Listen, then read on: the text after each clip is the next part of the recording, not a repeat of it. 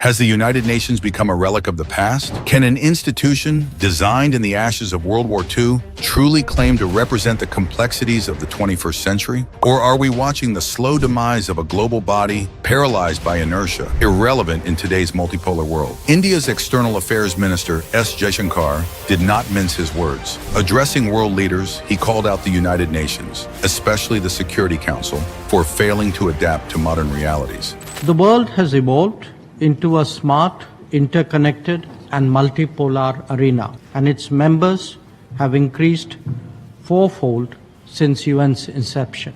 Yet the UN remains a prisoner of the past. As a result, the UN Security Council struggles to fulfill its mandate of maintaining international peace and stability, undermining its effectiveness and credibility. Without reforms, including expansion in both categories of UNSC membership, its lack of effectiveness will only continue.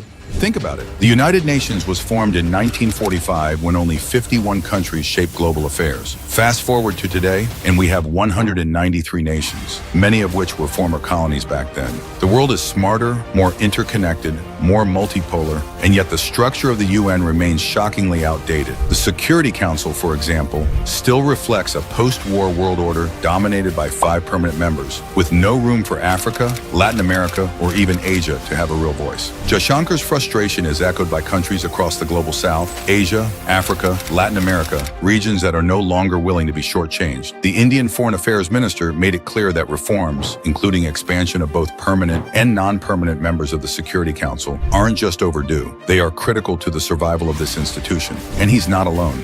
In fact, UN Secretary General Antonio Guterres himself admitted that without reforms, the UN risks losing all credibility. But let's get real. Reforms have been demanded for decades, and yet nothing changes. The Security Council remains paralyzed, unable to address major global crises like the war in Ukraine or the Israel-Hamas conflict. Why? Because of the veto powers. Russia, China, the US, using the Council for their geopolitical interests rather than global peace. How can such a body maintain global security when it is held hostage by the very nations it's supposed to regulate? Countries like India and Brazil, long advocates for reform, are now focusing their energy elsewhere. BRICS, the Quad, and other regional groupings. Why? Because the UN no longer seems capable of addressing the real issues of today's world. Jaishankar warned that the global south would not wait indefinitely for change. Asia, Africa and Latin America, the global south, cannot continue to be shortchanged.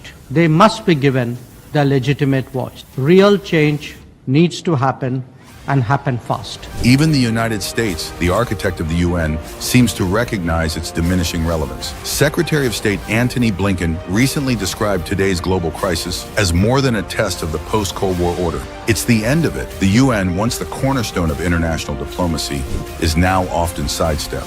We saw it with COVID-19, where richer nations hoarded vaccines while poorer nations were left to suffer. We're seeing it again with the climate crisis, where low-income countries, who bear the brunt of climate change, are being asked to cut emissions by the very nations responsible for the most pollution. The fractures in the global order are becoming too wide to ignore. And through it all, the UN remains a silent spectator, ineffective and irrelevant. So here's the tough question.